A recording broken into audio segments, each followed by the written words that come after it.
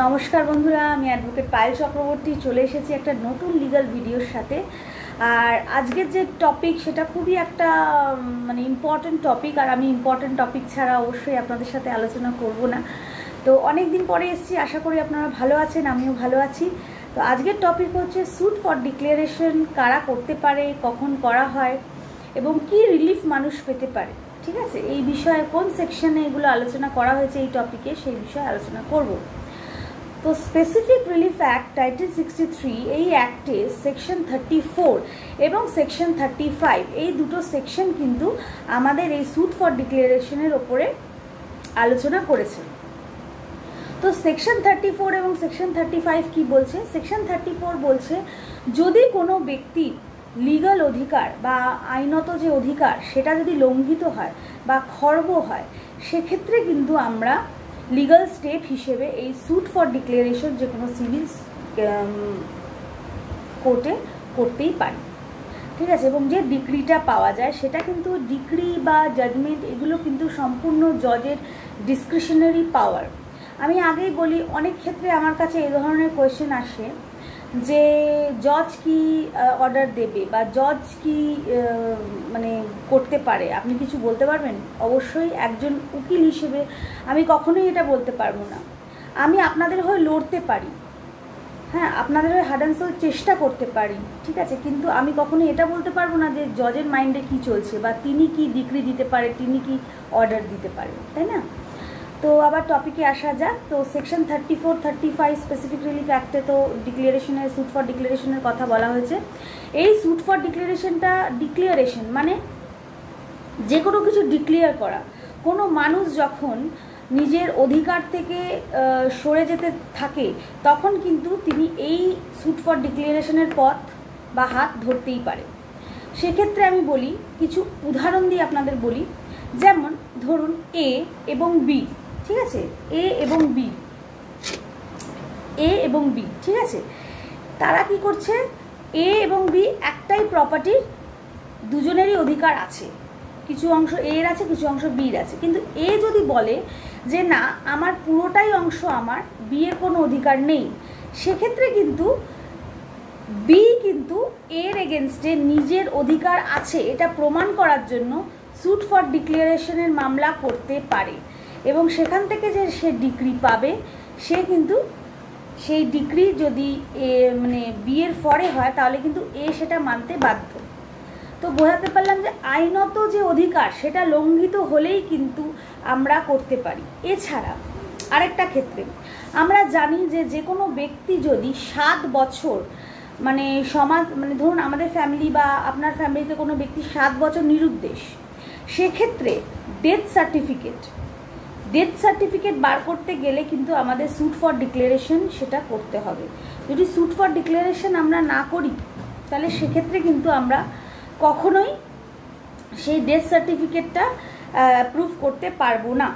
আচ্ছা, এর পরবর্তীকালে আরেকটা উদাহরণ হিসেবে আমি যে কোনো ডকুমেন্টসে আপনার যে ডেট অফ বার্থ, সেক্ষেত্রে কোনো সমস্যা হয়েছে, একটা ডেট অফ বার্থ একরকম আছে, আরেকটা ডকুমেন্টসে ডেট অফ বার্থ একরকম আছে।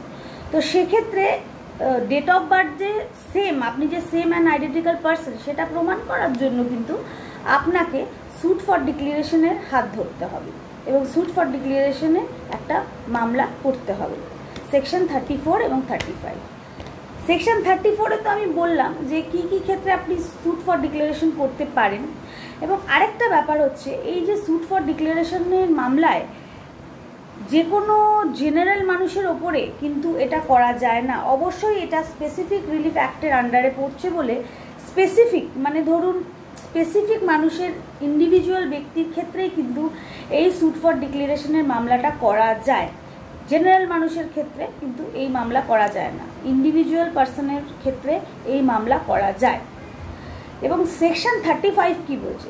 সেকশন 35 বলছে যে যখন স্যুট ফর ডিক্লারেশনের ডিক্রি জাজ দিয়ে দিল, সেক্ষেত্রে কিন্তু ধরুন এ এবং বি, ঠিক আছে, এ বি এর এগেনস্টে একটা মামলা করলো যে স্যুট ফর ডিক্লারেশনে, এবং বি মামলাটায় জিতে গেল, ঠিক আছে, বা বি মামলাটায় হেরে গেল।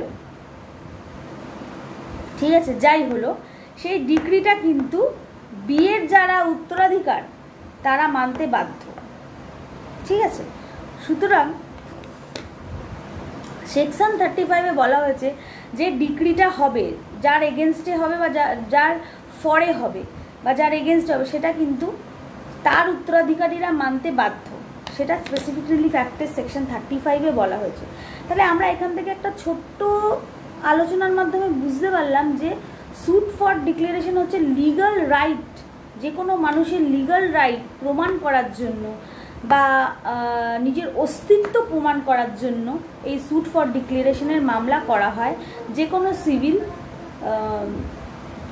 সিভিল কোর্টে, যে কোনো সিভিল কোর্টে, এবং জুরিসডিকশন অনুযায়ী সেটা করতে হয়। সেটার ক্ষেত্রে অবশ্যই ইন্ডিভিজুয়ালের ওপরেই এই মামলাটা করা যেতে পারে, কখনোই কিন্তু জেনারেল মানুষের ক্ষেত্রে এই মামলা করা যায় না। ঠিক আছে, সেই প্রমাণ হিসেবে আমি বললাম যে ডেথ সার্টিফিকেট বার করার ক্ষেত্রে 7 বছরের ঊর্ধ্বে যারা মানে যারা আর কি নিরুদ্দেশ। আচ্ছা, সেকেন্ডলি হলো কেউ নিজের লিগাল রাইট যে তার, সেটা সেই জমি হতে পারে, সে কোনো ইমুভেবল প্রপার্টি হতে পারে, তার উপরে যে তার লিগাল রাইট রয়েছে সেটা প্রমাণ করার জন্য যদি সামনের পক্ষ তাকে বলে যে না তোমার কোনো রাইট নেই, সেটার ক্ষেত্রে ডেট অফ বার্থের ক্ষেত্রেও কিন্তু আপনারা এই স্যুট ফর ডিক্লারেশনের মামলা করতে পারেন।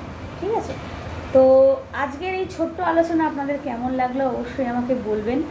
আশা করি আপনারা উপকৃত হবেন। অনেকেই আমাকে প্রশ্ন করছে যে আপনার সাথে যোগাযোগ করতে চাই, কিভাবে যোগাযোগ করব। আমি আমার ফোন নাম্বারটা আপনাদের বলছি, আপনারা লিখে নিতে পারেন বা ভিডিওটা পজ করে আপনারা লিখে নিতে পারেন, বা আমার স্ক্রিনেও যাবে ফোন নাম্বার, তাও আমি মুখে একবার বলছি 9674380545। এই নাম্বারে আমার সাথে যে কোনো সিভিল কেসের বিষয়ে আলোচনা করতে বা আমার চেম্বারে এসে আমার সাথে কথা বলার জন্য অবশ্যই আমার সাথে কন্ট্যাক্ট করতে পারেন। আগে আমাকে একটা মেসেজ করে দেবেন হোয়াটসঅ্যাপে, তা আমি সেই অ্যাকর্ডিং টু মাই মানে কনভিনিয়েন্ট টাইম আমি আপনাদের সাথে যোগাযোগ করব। ঠিক আছে, তো আমার ফোন নাম্বার হচ্ছে 9674380545। এই নাম্বারে আমার সাথে হোয়াটসঅ্যাপে আগে পিন করবেন এবং আমি অ্যাকর্ডিংলি আপনাদের প্রবলেমটা একটু লিখে পাঠাবেন। যদি আমি দেখি যে হ্যাঁ, তাহলে আমি অ্যাপয়েন্টমেন্ট দেব, আমার চেম্বারে এসে অবশ্যই আপনারা আমার সাথে কথা বলতে পারেন। তো আজকের মতো আমার এইটুকুই আমার ভিডিও, আশা করি ভালো লেগেছে। ভালো থাকবেন, সুস্থ থাকবেন আর সবসময় পজিটিভ থাকবেন। নমস্কার।